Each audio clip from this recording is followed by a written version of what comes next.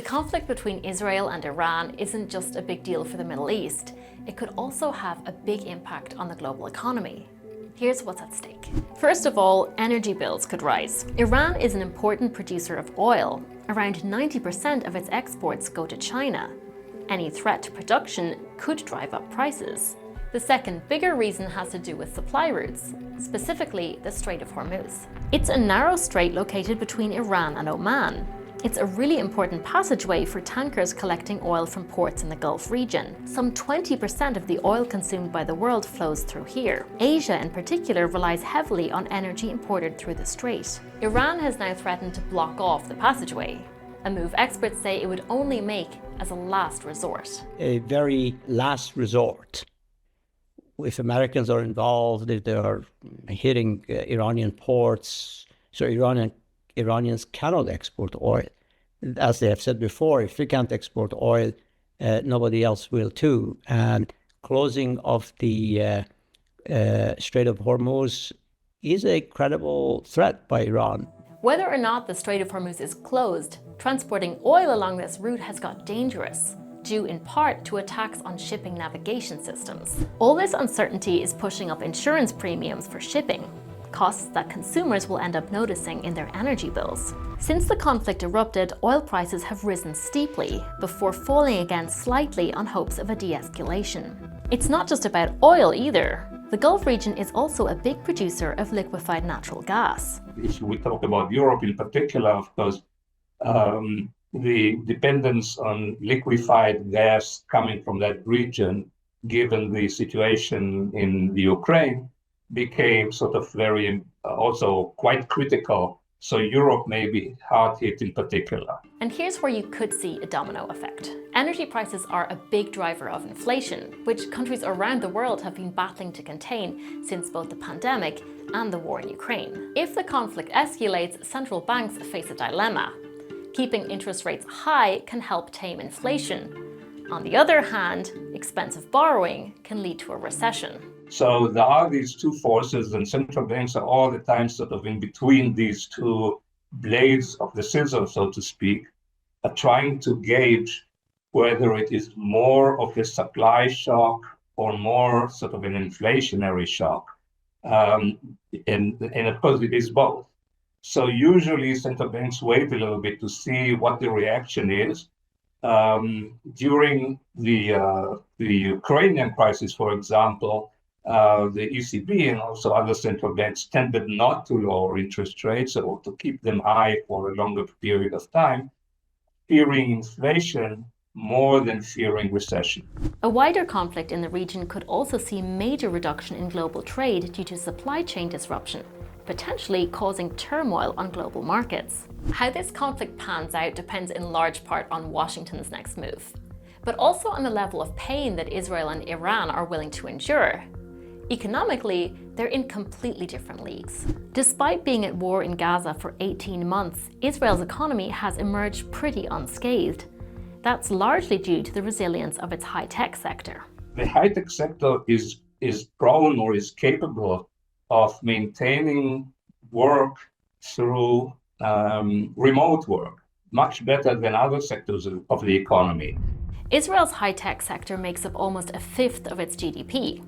Compare that to the importance of energy in Iran, which is far more vulnerable in the current conflict. The Israeli economy does have one big vulnerability though. Since the war in Gaza began some 18 months ago, the government has massively increased defense spending, borrowing heavily to do so.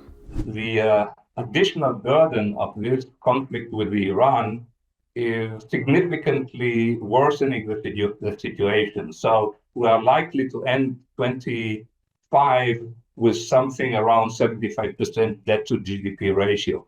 And of course, this is, again, for a small country like Israel, is a significant burden with very significant interest payments associated with that burden.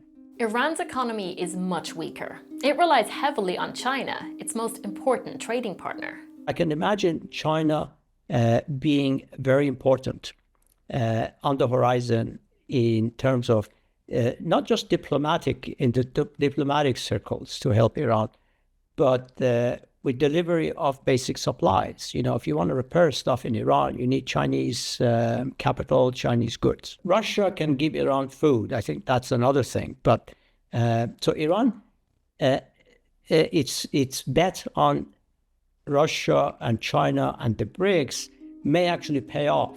But there's another front this conflict could open up on: critical infrastructure. Early last year, Israel's energy ministry warned electricity supply could be at risk of attack. And we were all worried about that, and people bought generators, and it was, somewhat of a panic. Nothing of that has happened, luckily, and now we are facing a different enemy with seemingly different capabilities. Iran has managed to hit the refineries not far away from where I am in Haifa, but there is, at least doesn't seem to be any impact, certainly not in the immediate run, of that hit on the economy. Israel has world-class cyber defense systems, but other parts of the world, like the United States and Europe, could be more vulnerable to cyber warfare. Agencies across the US are reportedly already gearing up for a potential attack. At a time when the news cycle moves quicker than most of us can keep up with, it can be easy to forget how quickly all this has happened. It wasn't long ago that the idea of Iran and the United States agreeing on a nuclear deal was still on the table.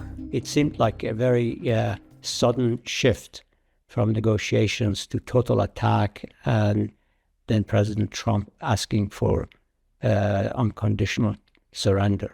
Just seems very bizarre. Iran has been under international sanctions for years, and while the economy is weak, it hasn't collapsed under their weight. I don't want to exaggerate how well the economy was doing, because a lot of people were thinking it was sinking, it was collapsing. It was the opposite. It was slowly growing at 2 to 3%. I think that growth showed the failure of sanctions to get Iran in such a bad situation. While the economic stakes are far less for Israel, the war in Gaza and the conflict with Iran are diverting attention away from other areas. People are busy with with that particular war, and on top of it, the last 3 or 4 days, we have this Iranian story where we sit in air shelters every night 2 or 3 times. So it doesn't leave too much time for people to think about what happens to their hospital services or the education that children are getting. I've heard Israeli leaders talk about Israel as a coffee shop in the middle of a rubble, and maybe that's good for them, but certainly not good for the region as a whole to have a lot of rubble. But the world doesn't function that way.